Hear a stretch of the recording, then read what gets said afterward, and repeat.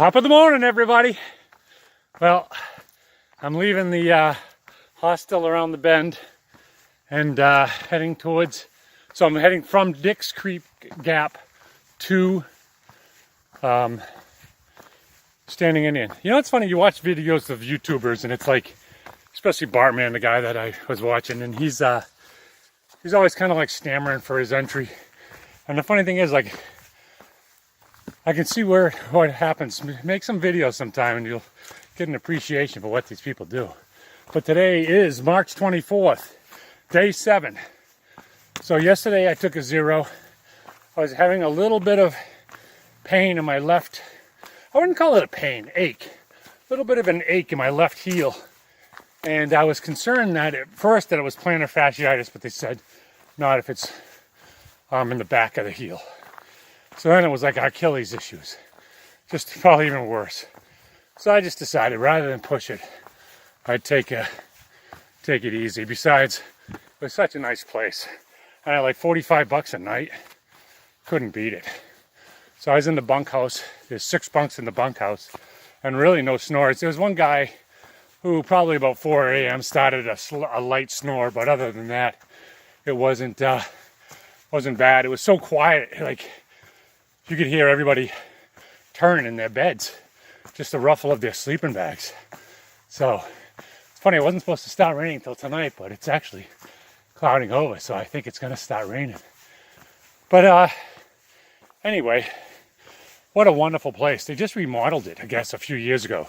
So I thought it was new, but it was just because they'd done a remodel. And so, like, the bathrooms are all brand new. They have bidets. First time I ever used a bidet.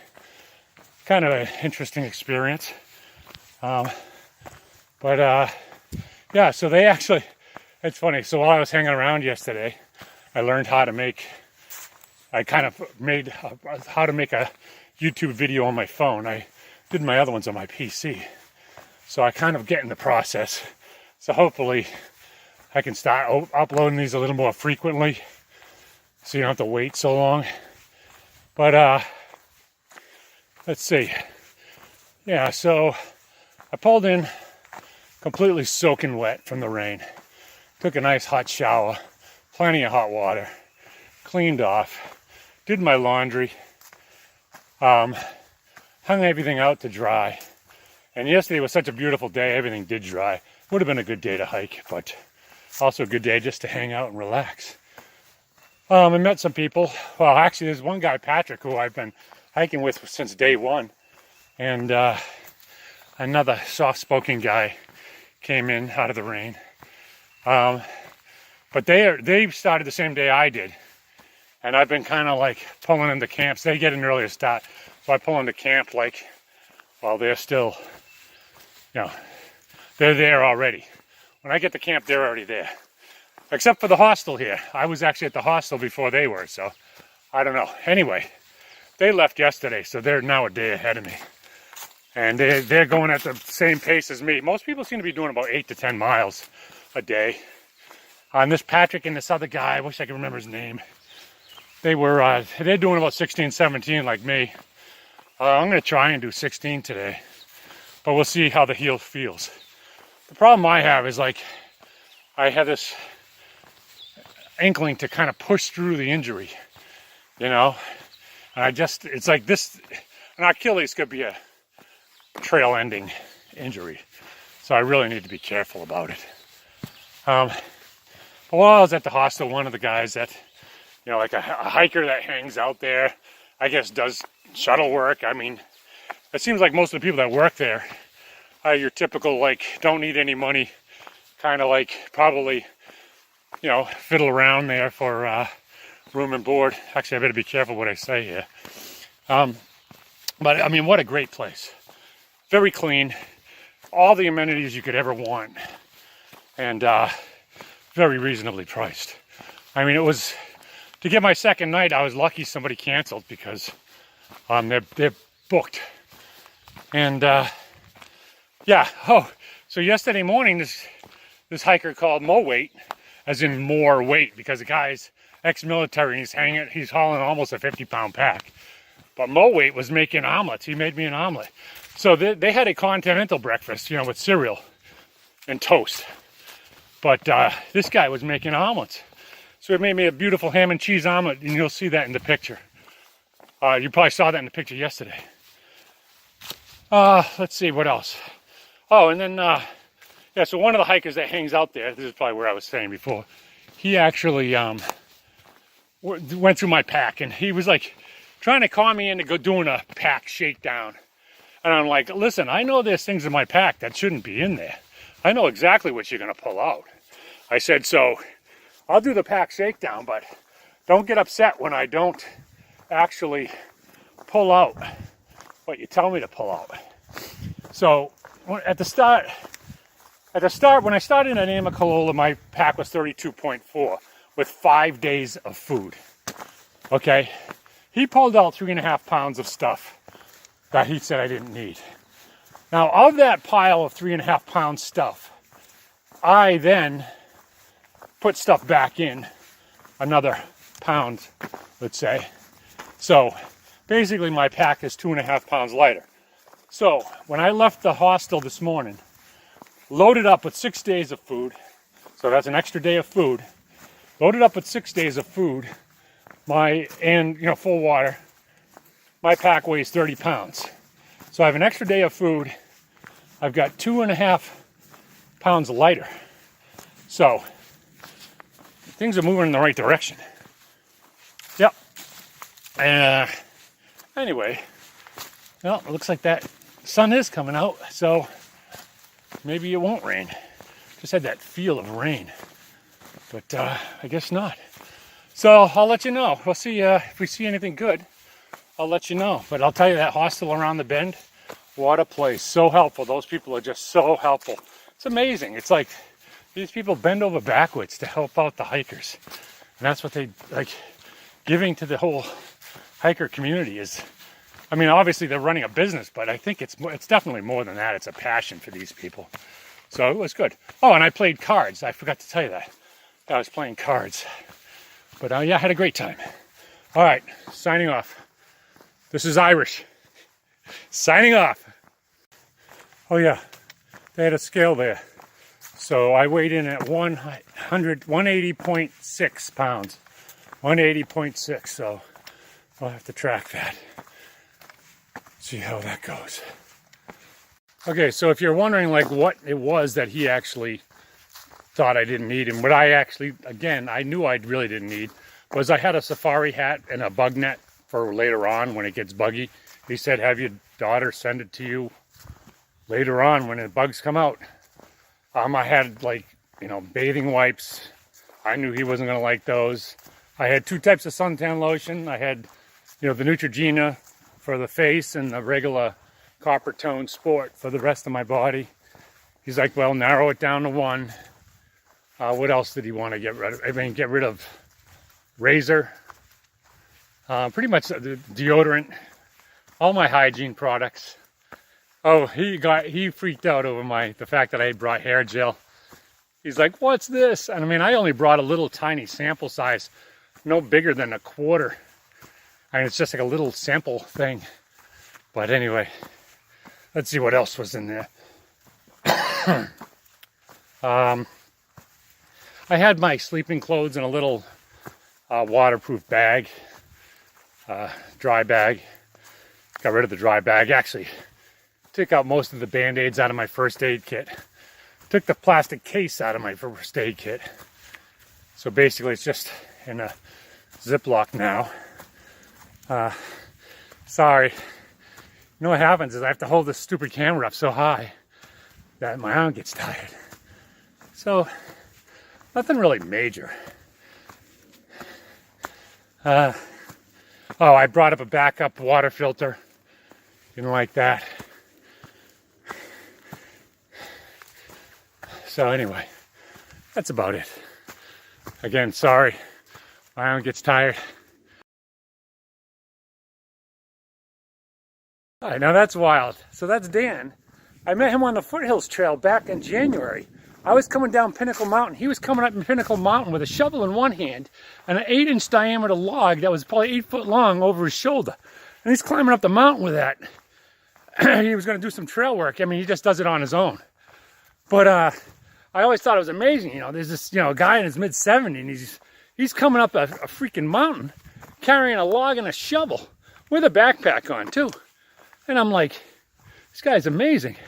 But anyway, it was just so funny. So I'm coming up the trail. He goes, hey, I know you. He's heading south. So, yeah, and then I met his wife, Gutsy. And Gutsy I had also met on Mount Pinnacle too. And she's actually done the whole Triple Crown of hiking. So, you know, she's got knee braces on both knees now, but she's a wonderful woman. They're both wonderful people. But I just think that's hilarious that I ran into Dan on the trail. So, yeah, so it's supposed to get up in the 70s today. It's probably 50 now, but it's hot. I'm sweating. You can see I got a t-shirt on. I actually unzipped my shorts, salmon shorts, short sleeve shirt. I thought of some other things. So I got some Showa gloves that basically are like rubber dishwashing gloves that fishermen use. They're just heavier duty than dishwasher gloves that I wear over my Thinsulate lining gloves that Mark gave me from LL Bean many, many years ago. They were the liners of some LL Bean winter gloves he gave me. So basically I wear my winter gloves if it's not raining, or when I go to get water, I put these Showa waterproof gloves, and I got double XL so they could fit over the Thinsulates. He said ship those back. I brought an extra pair of underwear. He's like, ship that back. So by extra pair, I mean I had a third pair. So I got 2 pairs, so I can alternate every other day. I brought an extra shirt so I could alternate shirts every other day. He said, ship that back. That's a few more of the things he said to get rid of.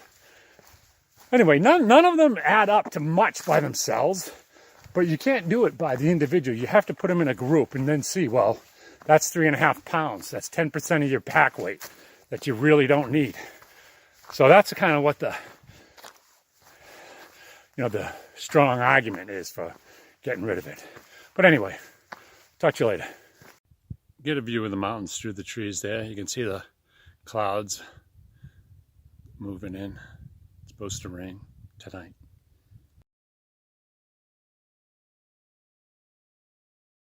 All right, I know you guys are wondering, so what are the things that I actually took back that he said to get rid of? Okay, so those Showa gloves was one of them. Because, I mean, when it's warm, it's fine. But my hands get real cold. And, I mean, I still got the Smokies to go through. And they still get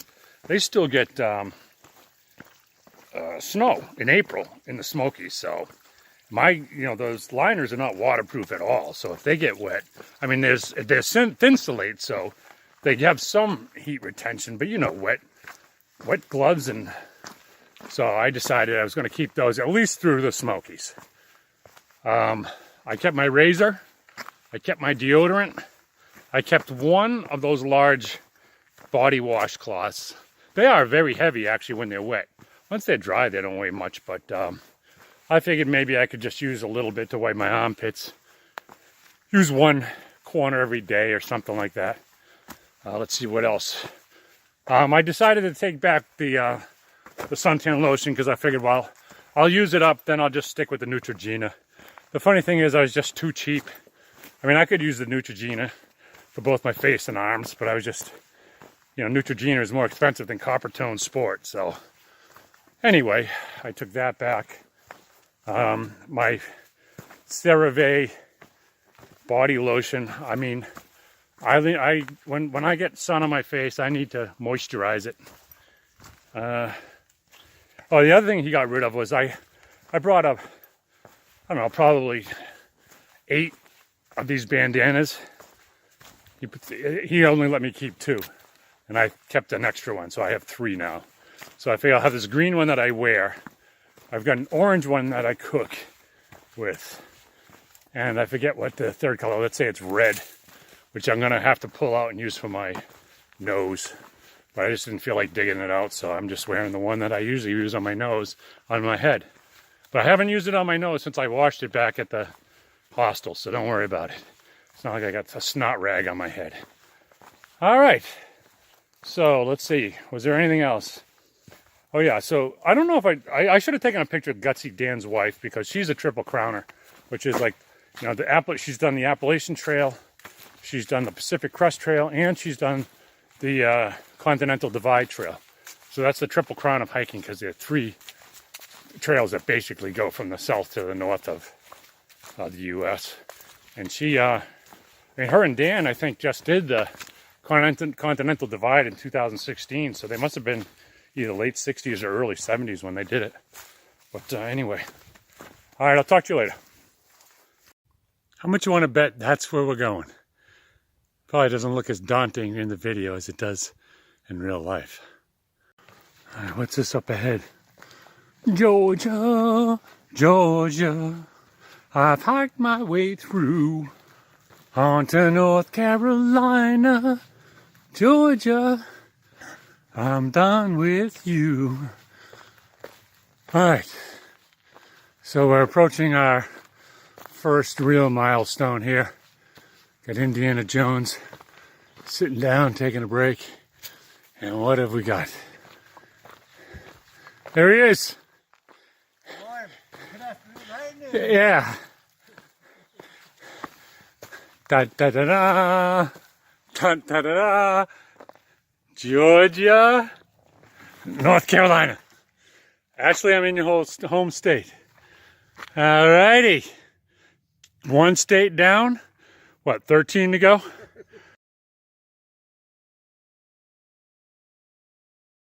Remember that peak I was telling you about earlier? I called it. But it probably doesn't look bad on the video. But I'll tell you, in person, it looks steep.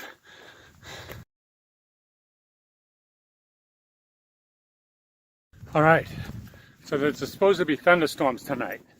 So I'm going to this standing Indian shelter, which has room for 12. And it's kind of funny because I feel like there's a little bit of a race on the trail to try to get there because, because of the thunderstorms. So there's a guy that was actually at the hostel last night. He left on the 7:30 shuttle. I was going to take the 7:30 shuttle, then Mother Nature called, so I took the 8:30. But anyway, I caught up with him just a little ways back there. He was filling up a water bottle, and the funny thing is he saw me coming and he quickly gets back on the trail with his water bottle, fumbling with it, trying to put the cap on and stuff. And so I'm right behind him. He's in front of me. Now, normally, right, he knows I was started an hour later. So you would think he would have just let me pass since I've already caught up to him. But I think it's because he's thinking there's only 12 shots in the shelter. But the funny thing is, so as he's fumbling his water bottle, he drops it like down. You can't see it, but basically this hill just drops off to the left. And the thing scoots down the hill. And he has to go chasing after it. And I pass on by. Kind of reminded me of when Chris and I were racing back in India. But anyway, I've passed 6 people so far. So I have the feeling I'm going to be able to get myself a spot. Right now it's 2 o'clock. And I'm going to be there by 3:30, I figure. So we'll see how the hill is doing after this. Talk to you later. Okay, coming to the shelter. Let's hope it's not full. Well, it doesn't look like it is. So, there she is. Looks like there's 2 people here. No problem.